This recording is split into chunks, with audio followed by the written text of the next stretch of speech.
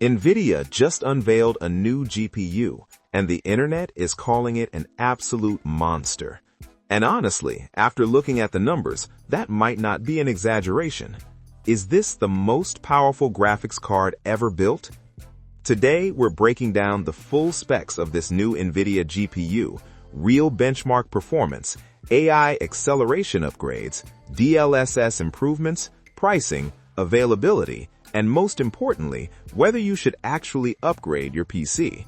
If you're a gamer, a PC builder, or even an AI developer, this one really matters. Let's get into it. The first thing that makes this NVIDIA GPU stand out is the architecture. NVIDIA is pushing a brand new generation design, refined for higher efficiency and massively increased parallel performance. Compared to the previous flagship graphics card, we're seeing a significant jump in CUDA core count, and not just a minor bump, we're talking thousands more cores, which directly translates to better performance in gaming, rendering, and compute-heavy tasks. Boost clock speeds have also been pushed higher.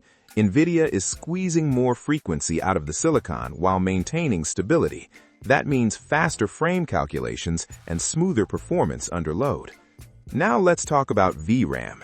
This card comes equipped with next-gen high-speed memory, massive capacity, paired with improved memory bandwidth. That's critical for 4K gaming, ray tracing, and AI workloads. Higher bandwidth means textures load faster, data moves quicker, and the GPU doesn't choke under pressure. But, and this is important, power consumption has also gone up. This is not a casual plug-and-play graphics card. You'll likely need a strong power supply, possibly a new connector standard, and solid airflow in your case. So yes, it's powerful, but it demands respect. Ray tracing performance has also taken a serious leap.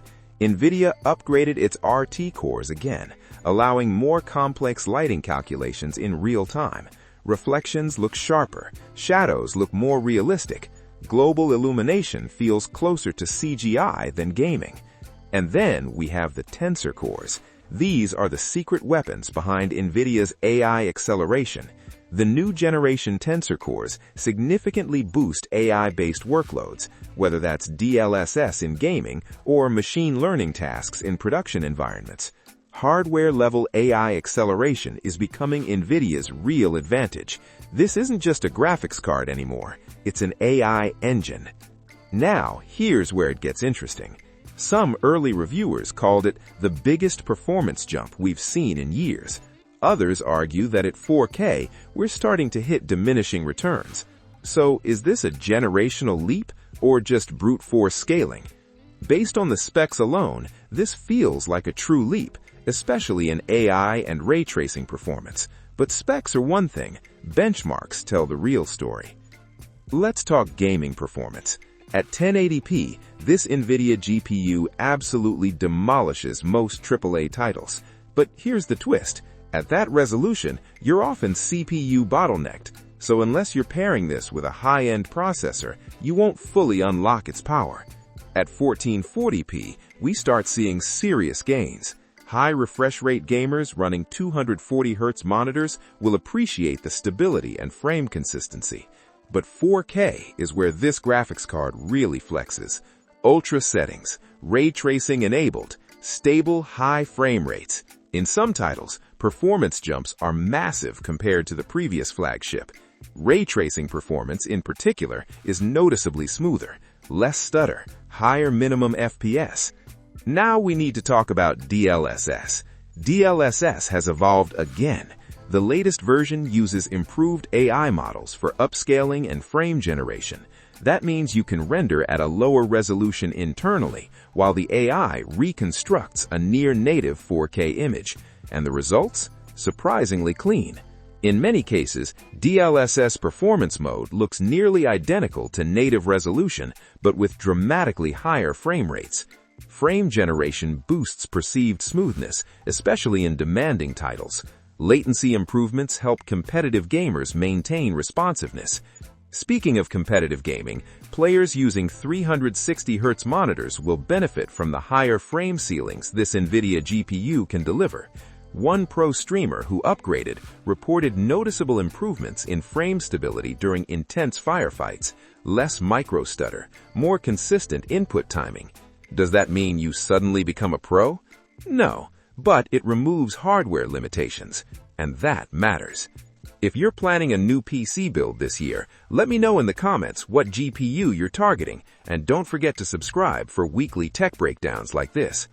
Now let's shift into AI and creator workloads, because this is where things get even more interesting. The upgraded Tensor cores dramatically accelerate machine learning tasks. Stable diffusion image generation runs faster. Video upscaling completes in less time. AI model training shows significant improvements over the previous generation. Some small AI developers reported cutting training times nearly in half after upgrading. That's not a small improvement, that's workflow changing. For creators, 3D rendering in Blender sees strong gains. Complex scenes render quicker, Unreal Engine 5 performance improves, especially in real-time lighting environments. Video editors also benefit from enhanced AV1 encoding support. That means better compression efficiency, improved streaming quality, and faster exports. This isn't just for gamers anymore. It's a hybrid gaming and workstation monster. Now, let's briefly touch on crypto mining. If applicable, early estimates suggest improved efficiency compared to older models, but profitability still heavily depends on market conditions and power costs. This isn't 2021 anymore. Mining alone probably won't justify the purchase. So, what about pricing? The MSRP is premium, very premium.